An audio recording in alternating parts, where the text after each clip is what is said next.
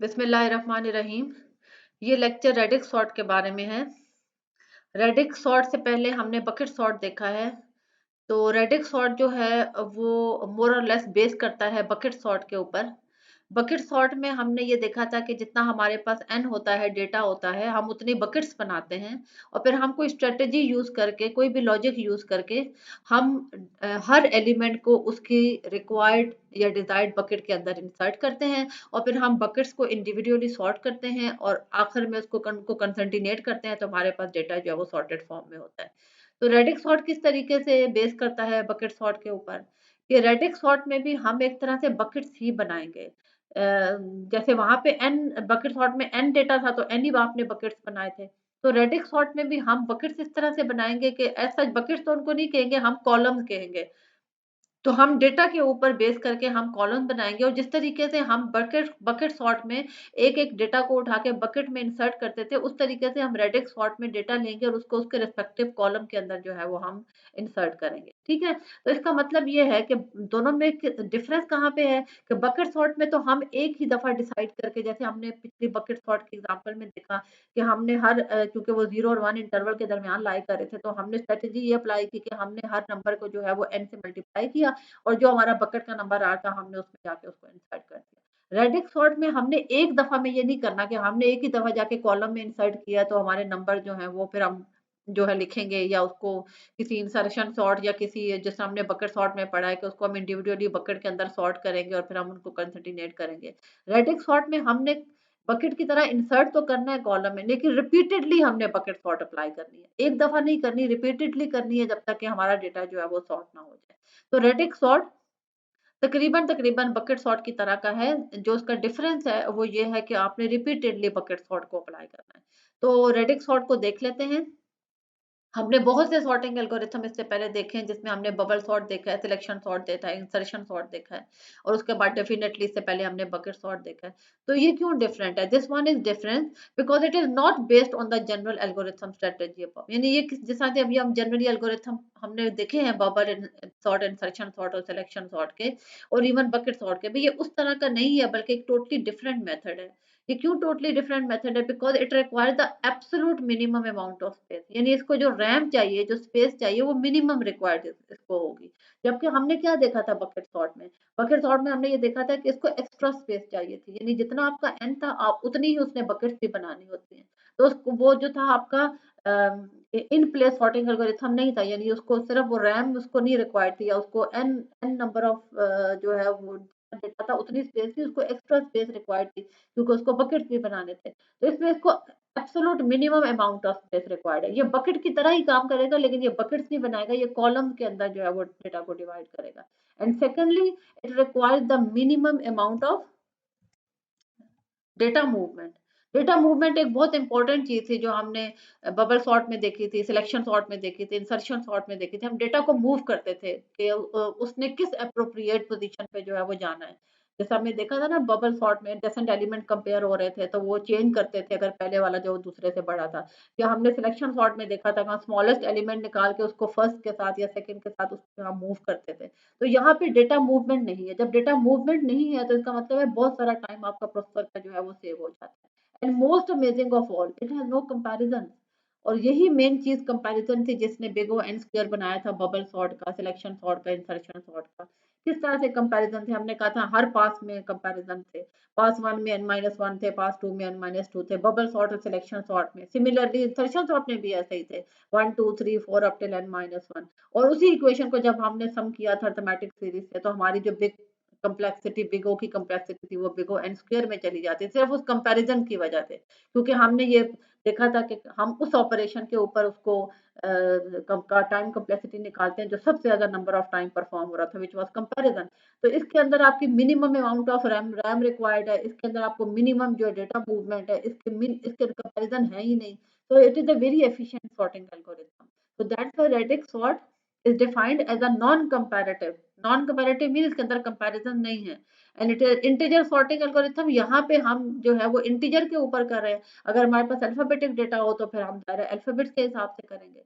That sort data with integer keys या alphabetic keys बना लेता है और फिर उन कीज को ग्रुप कर लेता है इंडिविजुअल डिजिट्स के ऊपर।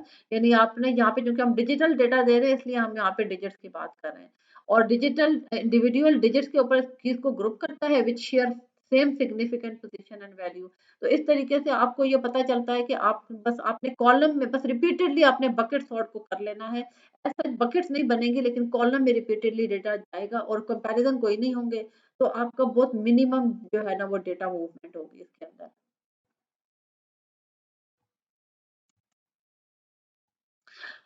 So what is the meaning of radix?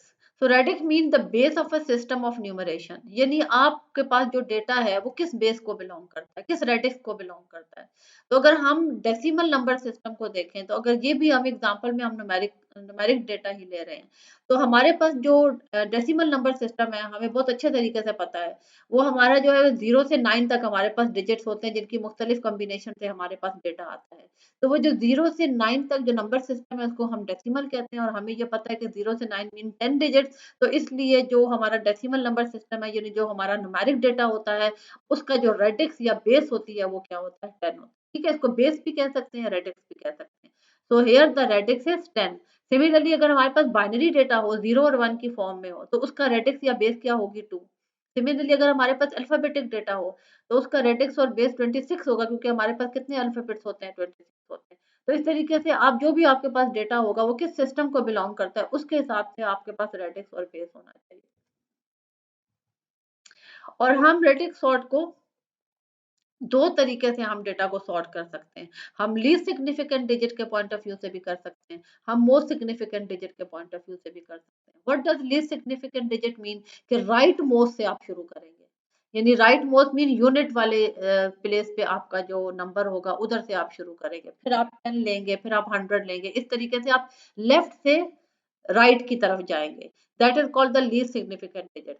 और मोस्ट सिग्निफिकेंट डिजिट क्या है कि आप लीस्ट सिग्निफिकेंट डिजिट से आप राइट से लेफ्ट की तरफ जाएंगे, यानी राइट पे जो नंबर है जिसको मैं कह रही हूँ यूनिट डिजिट, उधर से अगर आप लें, अगर हम मैथ के पॉइंट ऑफ व्यू से देखें, तो आप राइट से लेफ्ट की तरफ जाएंगे, यानी स्मॉलर नंबर से आप ग्रेटर की तरफ जाएंगे। और मोस्ट सिग्निफिकेंट डिजिट क्या है कि आप लेफ्ट लेफ्ट से राइट की तरफ जाएंगे, यानी जो आपका फर्स्ट नंबर पे जो डिजिट है उसको लेंगे और आप लास्ट वाले की तरफ जाएंगे। सो यहाँ पे जो हम एग्जांपल कर रहे हैं वो हम लीस्ट सिग्निफिकेंट डिजिट के पॉइंट ऑफ व्यू से कर रहे हैं। तो how many time we will sort the number? जी, हमें कितने पासेस चाहिए? जैसे हमने कहा था ना, हमारे पास बबल सॉर्ट में कितनी आइटरेशन थी, कितने पासेस थे, n-1। हमारे पास सिलेक्शन सॉर्ट में कितने पासेस थे, n-1। इंसर्शन सॉर्ट में कितने थे, n-1। तो यहाँ पे हमने ये देखते हैं कि हमारे पास रेडिक्स सॉर्ट में हमें कितने पासेस रिक्वायर्ड होते हैं, ये हमने यहाँ सबसे पहले देखना है। तो हमें कितने, अभी n-1 उस तरह से नहीं है जिस तरह से हमने बाकी उसमें जो है वो देखा, हमने इसका यहाँ पे मेथड देखना है कि हमें कितने पासेस या कितनी आइटरेशन या कितनी दफा हमें उस डेटा को एक्सेस करना पड़ेगा। तो लेट्स सपोज हमारे पास ये 4 नंबर्स हैं जिनको हमने सॉर्ट करना है। ठीक है, तो रेडिक्स सॉर्ट में ये कैसे पता चलता है कि हमने कितने पासेस करने हैं, या हमने कितनी आइटरेशन करनी है, या हमने कितनी दफा इस डेटा को एक्सेस करना है।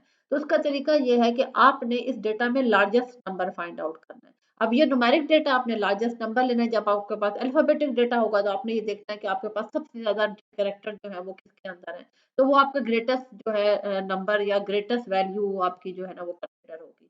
तो यहाँ पे हमें नजर आ रहा है कि इन चारों में जो आपका 4310 है ये लार्जेस्ट नंबर है। ठीक है, तो हम इसको पॉइंट आउट कर लेते हैं कि this is the largest number. तो हमें कितने पासेस चाहिए होते हैं?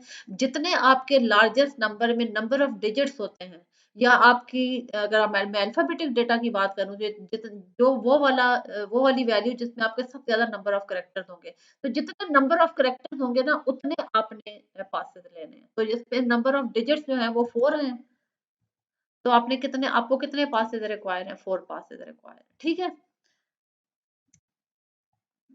अब हम पासेस करके देख लेते हैं। अच्छा, यहाँ पे आपके पास वहाँ वो तो हमने एज एन एग्जांपल कहा था कि 4 नंबर है, तो हम हमें कितने पासेस चाहिए, जो आपके लार्जेस्ट में जो सब नंबर ऑफ डिजिट्स होंगे उतने आपको पासेस चाहिए। अब यहाँ पे आपके पास एक डेटा है जिसमें 126, 328, 636, 341, ये आपके पास 4 5 6 7 नंबर है, n इज इक्वल टू 7 है। अब आपने इसमें से लार्जेस्ट नंबर फाइंड आउट करना है। इसमें जो आपको लार्जेस्ट नंबर नजर आ रहा है वो आपका क्या है, 636। और 636 में टोटल नंबर ऑफ डिजिट्स कितने हैं, 3। तो क्लियरली आपको इस डेटा को सॉर्ट करने के लिए कितने पासेस रिक्वायर्ड हैं? 3 पासेस रिक्वायर्ड हैं। हम चूंकि लीस्ट सिग्निफिकेंट डिजिट कर रहे हैं, इसका मतलब है कि हम लोअर डिजिट से जो है वो हम शुरू करते हैं, ठीक है। और लोअर डिजिट का मतलब है ये जो आपका यूनिट वाला डिजिट होता है, इसको हम वन वन भी कह रहे हैं, ठीक है। इसीलिए हम इसको पास वन भी कह रहे हैं, यानी जो फर्स्ट डिजिट है ये, तो इसका मतलब हम इसको पास वन भी कह सकते हैं, यानी पास पास को हम पास वन कह सकते हैं, वरना से फर्क नहीं पड़ता। तो आपने लीस्ट सिग्निफिकेंट डिजिट से शुरू करना है। लीस्ट सिग्निफिकेंट डिजिट मीन कि आपने देखना है कि हर नंबर के अंदर यूनिट डिजिट पे कौन सा डिजिट पड़ा हुआ है। तो ये अंडरलाइन भी हुआ है, यहाँ पे 6 है, 328 में यूनिट पे 8 है, 636 में 6 है, इसी तरीके से यहाँ पे 1 है, इस तरीके से यहाँ पे 6 है, यहाँ पे फिर 1 है, और यहाँ पे क्या है, 8 है। तो आपने लीस्ट सिग्निफिकेंट डिजिट से अपने पास से शुरू करना है। तो पास वन में आपके पास लीस्ट सिग्निफिकेंट डिजिट जो है हर नंबर में आपने आइडेंटिफाई कर दिया। तो आपने क्या करना है, आपने, क्योंकि आपके पास डेसिमल नंबर सिस्टम था, तो आपने कितने कॉलम बनाए हैं 0 से लेके 9। वो डेसिमल सिस्टम का जो रेडिक्स था उसने हमें बताया कि हमने कितने कॉलम बनाने हैं 0 से लेके 9 तक। अगर आपके पास बाइनरी होते तो 0 और 1 आप 2 कॉलम बनाते। अगर आपके पास अल्फाबेटिक डेटा होता तो उसके 26 आपके जो है वो हैं कैरेक्टर्स होते हैं। तो इसका मतलब ये है कि आपको A B C D E F वो सारे कॉलम आपको, यानी ए वाला कॉलम बनाना पड़ता है, बी वाला, सी वाला। तो रेडिक्स सिस्टम या उसका जो बेस है वो आपको बताता है कि आपने कॉलम कितने बनाने। और अगर आप ये देखें तो इट इज मोर और लेस सेम लाइक बकेट्स, जिस तरीके से आप बकेट्स बनाते थे। लेकिन उसमें आप बकेट्स कैसे बनाते थे कि जितना आपका एन था उतने ही आप बकेट्स बनाते थे। रेडिक्स सॉर्ट में आप क्या करते हैं कि जिस किस्म का आपका डेटा होता है उसके रेडिक्स के हिसाब से या उसके नंबर सिस्टम के हिसाब से, जिसको आप बेस कहते हैं उसकी, उतने आपने कॉलम बनाने होते हैं। तो चूंकि यहाँ पे हम न्यूमेरिक डेटा कर रहे हैं, तो न्यूमेरिक डेटा जो है वो डेसिमल सिस्टम को बिलोंग करता है, जो कि 0 से लेकर 9 तक है। तो आपने 0 से 9 तक कॉलम बनाने हैं। और आपने करना क्या है, आपने यूनिट डिजिट के हिसाब से उसको उस कॉलम में नंबर को प्लेस करना है। तो 126 के यूनिट पे चूंकि 6 आ रहा है, तो आपने उसको 6 कॉलम के नीचे लिखना है। क्लियर। इसके बाद आपका जो 328 होगा वो किस कॉलम के नीचे लिखा जाएगा, 8 कॉलम के नीचे, क्योंकि इसके यूनिट के डिजिट में 8 है, तो आपने उसको 8 कॉलम के नीचे लिखा है। सिमिलरली आपका जो 636 है वो कहाँ लिखा जाएगा, डेफिनेटली आपके 6 कॉलम के नीचे लिखा जाएगा। ये नजर आ गया। तो 126 पहले आ गया था, उसके नीचे आप लिखेंगे, ठीक है। उससे अगला नंबर आपका कौन सा है, 341। अब 341 के यूनिट में जो है वो 1 लिखा हुआ है, इसका मतलब इसको यहाँ पे आना चाहिए, ये आपका यहाँ पे आ गया, ठीक है। उसके बाद जो आपका 416 है, again it should come in column number 6, और ये किसके नीचे आएगा, 636 के नीचे आएगा। ये आपका 416 आ गया। उसके बाद आपका नेक्स्ट जो है 131 है, जिसके यूनिट डिजिट में आपका 1 है, तो वो आपका किस कॉलम में आना चाहिए, 1 कॉलम में, 341 के नीचे आएगा, ठीक है। ये आपका 131 आ गया। एंड सिमिलरली जो आपका 328 है, वो आपका 328 आपका यहाँ पे भी है, 328 यहाँ पे भी है, वो आपका यहाँ पे नीचे रिपीट हो जाएगा। क्लियर हो गया। अब आपके जो सारा जो डेटा था वो यूनिट डिजिट के, यानी पहले पास में यूनिट डिजिट की बेस के ऊपर वो अपने अपने कॉलम में आपने रख दिया। अब आपने करना क्या, अब आपने इनको रीराइट करना है। आप कैसे रीराइट करेंगे, 341, 131, 126, यानी आपने यूं ऊपर से नीचे की तरफ आना है, ठीक है। जीरो कॉलम में तो कुछ है नहीं, तो 341, 131, आगे कुछ नहीं है, तो आप फिर ऊपर यहाँ से वन, आपने कैसे रीराइट करना है, 341, 131, 126, 636, 416 और फिर 328 और फिर 328, ठीक है। तो ये आपका डेटा इस तरीके से लिखा गया है, ठीक है। ये आपका था, दोबारा यहाँ पे रिपीट हुआ है। और आपने इसको आफ्टर पास वन सॉर्टिंग आपने क्या लिखा, 341, फिर 131, फिर 126, फिर 636, 416, 328, 328, ये आपने यूनिट डिजिट के ऊपर जब किया आपने सॉर्ट, तो आपका ये डेटा आपका फर्स्ट पास के बाद आया। अब आपने क्या करना है, अब आपने नेक्स्ट डिजिट के बेस के ऊपर इसको कॉलम में रखना है। नेक्स्ट डिजिट आपका कौन सा है, यूनिट, जिसको आप 10th डिजिट कहते हैं, यानी अब आपका इसमें जो 10th डिजिट है वो 4 है, यानी आपका पहले ये वाला डिजिट था जो लीस्ट सिग्निफिकेंट था, और आपने ये 1 था। अब आपने लेफ्ट से राइट से लेफ्ट की तरफ जाना है, तो अगला डिजिट जो है वो आपका क्या है, 4, जिसको हम 10th डिजिट कहते हैं, ठीक है। ये 1 जो था वो आपका यूनिट डिजिट था, 4 जो है वो आपका क्या है, 10th डिजिट है। तो इसमें आपका 4 हो गया, इसमें आपका 3 है। सिमिलरली हर एक के अंदर आप देख रहे हैं ये 2 है, इसमें 10th डिजिट पे 3 है, इसमें 1 है, इसमें 2 है और इसमें क्या है, इसमें भी 2 है, ये दोनों नंबर सेम है। तो अब आपने इनको 10th डिजिट के हिसाब से दोबारा उन्हीं कॉलम में रखना है, ठीक है। तो जो 341 है उसको किस कॉलम में आना चाहिए, 4th कॉलम में। सिमिलरली 131 को किस में आना चाहिए, 3rd कॉलम में। सिमिलरली 126 को किस कॉलम में आना चाहिए, 2 कॉलम में। तो ये हम करके देखते हैं, ये आपको नजर आ रहे हैं। 636 जो है वो आपका किस हमें आना चाहिए, 3rd कॉलम में आना चाहिए। तो 131 के नीचे आपका 636 आ गया, ठीक है। फिर आपका 416 का आना चाहिए 1 कॉलम में, क्योंकि इसका मिडल का जो डिजिट है या 10th डिजिट है वो आप उसका क्या है, 1 है। सिमिलरली आपका 328 जो है वो किस में आना चाहिए, आपका सेकंड कॉलम में, ठीक है। तो 126 था, उसके नीचे आपका 328 आ गया। एंड डेफिनेटली आपका जो नेक्स्ट 328 है वो भी इसी के नीचे आएगा, यानी कि सेकंड कॉलम में आएगा। अब आपने 10th डिजिट के पॉइंट ऑफ व्यू से आपने उनको नंबर्स को कॉलम में इंसर्ट कर दिया। अब आप इसको दोबारा रीराइट करें, यानी सेकंड पास के बाद आपका डेटा की फॉर्म क्या आई है, आपका आएगा 416, 126, 328, 328, 131, 636 एंड 341। आपने इसको रीराइट करना है, यानी आफ्टर पास टू आपका डेटा जो है वो इस फॉर्म में आया। ये दोबारा यहाँ पे ड्रॉ हुआ है और नीचे लिखा हुआ है, ठीक है, जो मैंने अभी आपको बताया। 416, फिर आप यहाँ से शुरू कर ले, 126, 328, 328, फिर आप इधर चले जाएं और फिर आप इधर चले जाएं। तो ये आपका आफ्टर पास टू, यानी 10th डिजिट के ऊपर जब आपने डेटा रखा था कॉलम में, तो आपके पास डेटा ये वाला आया। अब आपका एक पास हो रह गया, क्योंकि आपने कितने टोटल पासेस करने थे, 3 पासेस करने थे। तो थर्ड पास में आपने क्या करना है, अब आपने इस वाले डिजिट, क्योंकि आप राइट से लेफ्ट की तरफ जा रहे हैं, ये अब आपका ये वाला डिजिट बनता है जो आपका 100 उसके नीचे आता है, ठीक है। ये यूनिट था, ये आपका 10 था और ये आपका क्या है, 100। तो 4 इसमें, 1 इसमें, 3 इसमें, 3 देन 1 देन 6 देन 3। अगेन उसी तरीके से आपने कॉलम बनाने हैं और आपने कॉलम में इनको इंसर्ट करना है। तो जो 4 है वो डेफिनेटली 4th कॉलम में आएगा। जो 126 है वो डेफिनेटली आपका किस कॉलम में आएगा, 1 कॉलम में।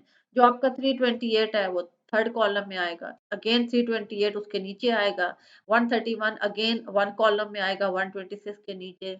636 जो है वो 6 कॉलम में आएगा। 341 जो है वो आपका 3rd कॉलम में आएगा 328 के नीचे। आपका तमाम डेटा आपने अगेन कॉलम वाइज 100 डिजिट के हिसाब से आपने जो है वो इंसर्ट कर दिया है। अब आप इसको अगेन उसी तरह पाथ 3 में भी रीराइट करेंगे, तो आपका डेटा जो है वो क्या क्या बनना चाहिए, यहाँ पे ये आ गया आपका, ठीक है। 120 उसी तरीके से आप लिखें, 126, 131, ऊपर चले जाएं 328, 328, 341, 416। तो ये आपको नजर आ रहा है, आपका डेटा जो है वो सॉर्ट हो गया। तो रेडिक सॉर्ट ने क्या किया, एक्चुअली ये जो आपके कॉलम है ना, उनको आप एज्यूम करें बकेट्स हैं, लेकिन आपने बकेट्स को रिपीटेडली इस्तेमाल किया, यानी बकेट सॉर्ट की तरह एक दफा करके आपने जो है वो खत्म नहीं किया, रिपीटेडली आपने जो है ना उनको उसको इस्तेमाल किया। अच्छा, आप देख रहे हैं क्या कोई कंपैरिजन नहीं हुए इसमें, ठीक है, और कोई मूवमेंट ऑफ डेटा भी नहीं है आपस में। जस्ट आपने कॉल बनाए हैं रेडिस के हिसाब से, आपने कॉलम बनाए और आपने डेटा को जितना जो लार्जेस्ट नंबर था उसके हिसाब से आपने जो है उतने पासेस किए हैं, और डेफिनेटली ये पासेस उससे कम है, क्योंकि आपके जो पासेस अदरवाइज बनते हैं अदर अदर सॉर्टिंग एल्गोरिथम है जो मैं पहले भी बता चुकी हूँ, तो n-1 तक जाते हैं। इसमें तो आपके जो बस ग्रेटेस्ट जो नंबर है बस उसमें जितने आपके पासेस हैं, तो नंबर तो हमारे पास हालांकि 7 थे, लेकिन पास हमारे पास कितने हुए हैं, 3। तो इसका मतलब है अब आपके नंबर जो है वो इस तरीके से कंप्लीटली सॉर्टेड है। So Radix sort is a generalization of bucket sort and it uses several passes of bucket sort. ठीक है, और Radix sort जो है वो स्टेबल है। स्टेबल अगर मैं रिकॉल करूँ तो स्टेबल एल्गोरिथम कौन से वाले होते हैं, वो आपके सीक्वेंस में अगर आपके जैसे यहाँ पे अपनी पिछली एग्जाम्पल में हमने क्या देखा, 328 दो दफा आ रहा था, लेकिन जब वो सॉर्टिंग कर रहे थे तो 328 जिस सीक्वेंस पे 328 दोनों थे वो अपने सीक्वेंस को चेंज नहीं करते। तो हमने यदि सीक्वेंस हमने क्या पढ़ा था, जैसे फॉर एग्जांपल अगर एक नंबर जो है वो अनसॉर्टेड फॉर्म में 4th लोकेशन पे है, तो जब वो सॉर्ट हो रहा हो तो वो 4th वाला 5th पे चला जाए, 5th वाला 4th पे चला जाए, हालांकि वो दोनों सेम नंबर है।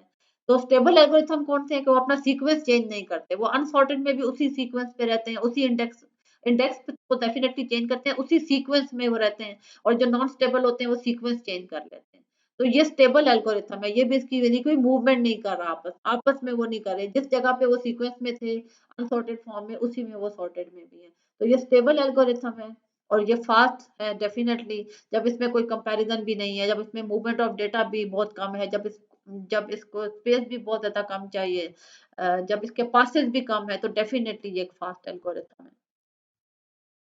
तो क्या एल्गोरिथम है, हम अगर इसको समरी करें कि आपने एक एरे लिया है जिसमें आपके सारे एलिमेंट्स हैं, और फिर आपने बकेट सॉर्ट को रिपीटेडली कॉल किया है on least to most significant digit, क्योंकि हमने लीस्ट सिग्निफिकेंट डिजिट के ऊपर इसको किया है। अगर हम एमएसडी के ऊपर करते हैं, मोस्ट सिग्निफिकेंट डिजिट के ऊपर करते हैं, तो हम कहते हैं कि हमने बकेट सॉर्ट को रिपीटेडली कॉल किया most to least significant digit, और फिर हमने सॉर्टेड एरे को क्या कर दिया, रिटर्न कर दिया। तो अगर हम इसका एनालिसिस करें, तो हर पास जो है, और कितने टोटल पासेस होते हैं, डी पासेस होते हैं। डी मीन आपका अगर डी डिजिट नंबर हैं आपके, तो आपने जो हाईएस्ट नंबर होगा या हाईएस्ट वैल्यू होगी, उसमें जितने भी करेक्टर्स होंगे उतने आपने पासेस करने हैं। So there are d passes, and each pass over n, n आपका टोटल नंबर ऑफ डेटा है, each pass over n d digit number, and k base keys, आप कीज साथ साथ बनाते हैं, तो इसका मतलब है टोटल टाइम आपका एन प्लस के क्या होगा, बिग ओ एन प्लस के। और एज्यूमिंग काउंटिंग सॉर्ट जो है वो भी मोर और लेस इसी कैटेगरी की है। तो हम इसका जो टाइम कॉम्प्लेक्सिटी है वो आपकी क्या है, बिग ओ एन प्लस के।